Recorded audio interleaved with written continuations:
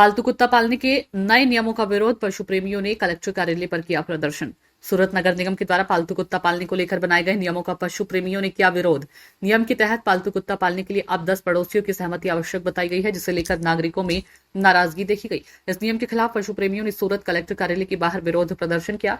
बड़ी संख्या में लोग इकट्ठा होकर नगर निगम के इस फैसले को जन विरोधी बताया और इसे तुरंत वापस लेने की मांग की। प्रदर्शनकारियों ने कलेक्टर को ज्ञापन सौंपते हुए अपील की कि ये नियम पशु प्रेम और नागरिक अधिकारों के खिलाफ है, इसलिए इसे तुरंत रद्द किया जाए।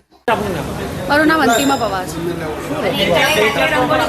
અમારી એસએમસીની આ રજૂઆત છે કે જે બે નિર્ણયો રજિસ્ટ્રેશનની કોલમમાં એડ થયા છે એને રદ કરવામાં આવે। એક તો 10 લોકોની એનઓસી અને પ્રેસિડન્ટ અને સેક્રેટરીની એનઓસી જે કોઈ પણ હાલતમાં આપવાના નથી, બિકોઝ સોસાયટીમાં તમને ખબર જ છે કે એવા બહુ બધા લોકો હોય છે જેમને ડોગ્સ નથી ગમતા। અમારી સોસાયટીમાં પણ એવા લોકો છે જે લોકોને ડોગ્સ ના પસંદ છે, તો અમારે એનઓસી કઈ રીતે લેવાની? તો અમારી રજૂઆત છે કે આ એનઓસીનો જે મુદ્દો છે એને પરત લેવામાં આવે। અને બીજી વાત આ છે કે એમને જોઈએ છે કે અમે એક ઘરમાં એક જ ડોગ્સ પાડીએ, તો અમારા પાસેથી બહુ બધા લોકો પાસે એક કરતાં વધારે ડોગ્સ છે, તો અમારે ડોગ્સને ક્યાં છોડવાનું? અમારો બીજો ડોગ્સ એવું તો નથી ને કે અમે એને રોડ પર છોડી દઈએ।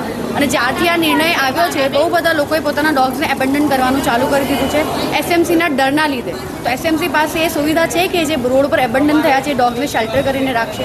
નથી। તો બેટર એ જ છે કે જે લોકો પાસે જે ડોગ્સ છે એમને પાડવા દે અને આ નિર્ણયને રદ કરે।